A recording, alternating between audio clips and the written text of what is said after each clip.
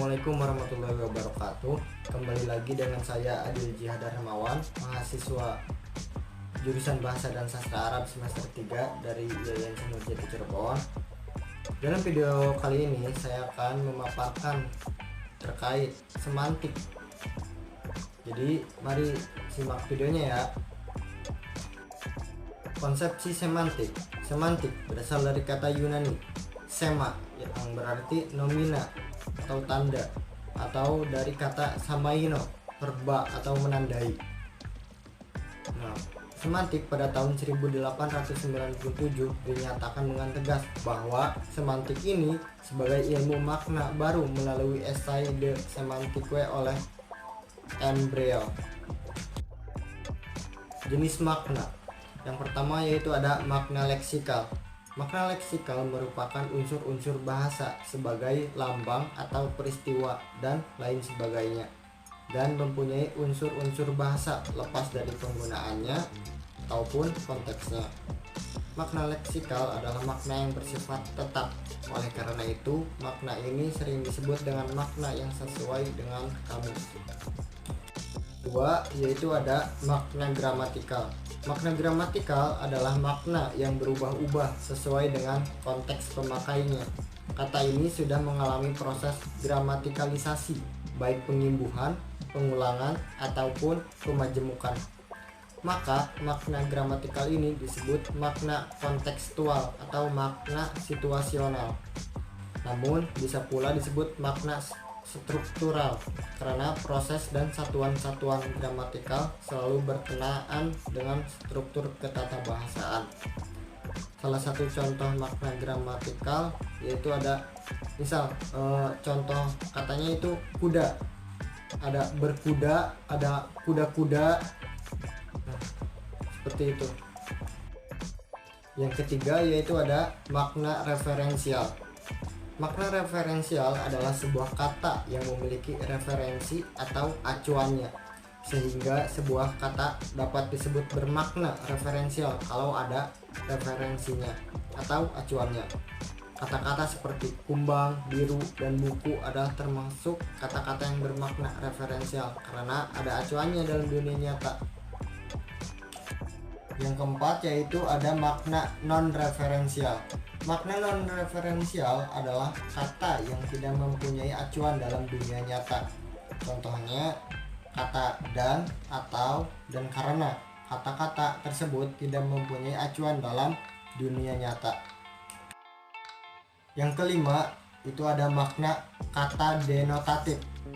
Makna kata denotatif adalah pengertian makna kata yang sebenarnya. Artinya makna kata tersebut tidak mendapat tafsiran lain yang agak menyimpang dari makna sebenarnya.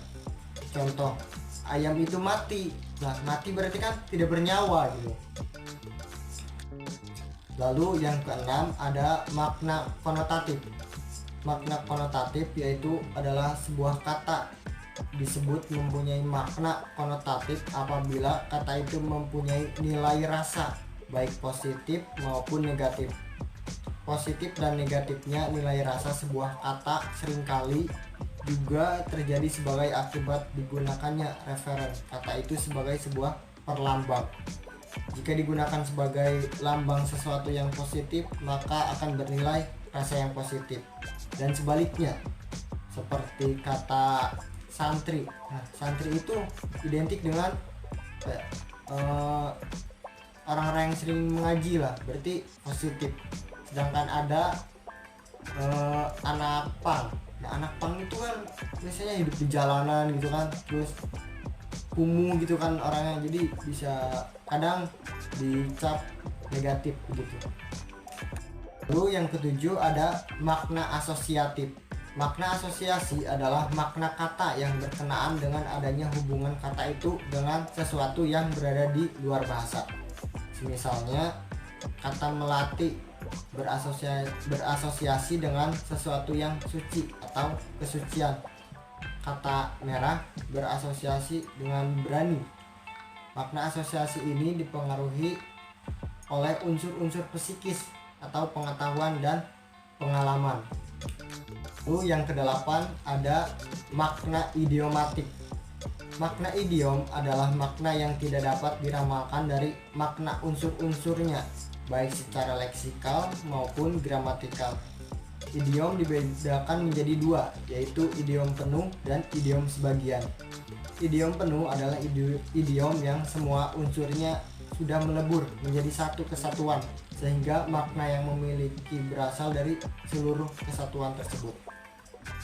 Contohnya yaitu banting tulang, artinya kan bekerja keras. Terus meja hijau, artinya pengadilan. Sedangkan idiom sebagian adalah idiom yang salah satu unsurnya masih memiliki makna leksikalnya sendiri. Contoh, daftar hitam, artinya daftar yang berisi nama-nama orang yang dicurigai atau dianggap bersalah. Nah kan baru dicurigai itu si nama-nama yang ada pada daftar tersebut, enggak semuanya memang penjahat begitulah, jadi hanya sebagian. Terus selanjutnya yaitu yang kesembilan, ada makna peribahasa atau figuratif atau kiasan. Makna peribahasa memiliki makna yang masih dapat ditelusuri atau dilacak dari makna unsur-unsurnya karena adanya asosiasi antara makna asli dengan maknanya sebagai peribahasa. Salah satu contohnya yaitu peribahasa seperti anjing dan kucing yang bermakna ihwal, dua orang yang tidak pernah akur. Makna ini memiliki asosiasi bahwa binatang yang namanya anjing dan kucing jika bergaduh itu memang selalu berkelahi dan tidak pernah damai. Teori semantik segitiga. Nah, dalam semantik ada teori segitiga makna, yang mana segitiga makna ini dikemukakan oleh Ogden dan Richard pada tahun 1923. Jadi bisa dilihat segitiganya itu seperti itu. Jadi ada konsep, tanda, dan penanda ataupun objek. Kita ambil salah satu contohnya yaitu buku. Lambangnya itu buku. Jadi si objeknya tuh ya buku gitu. Buku. Jadi konsepnya ya itu buku. Ada jilid, ada lembaran-lembarannya. Nah, kenapa yang hubungan antara tanda dengan penanda atau objek itu putus-putus? Karena itu tidak ada kaitannya, mungkin bisa disebut kurang. Misal tandanya itu gitu, penandanya itu seperti itu buku itu, tapi tandanya itu di setiap negara berbeda-beda. Contoh di Indonesia itu disebut buku, sedangkan di Inggris book, lalu di Arab ada kitabun itu. Jadi seperti itu segitiga makna.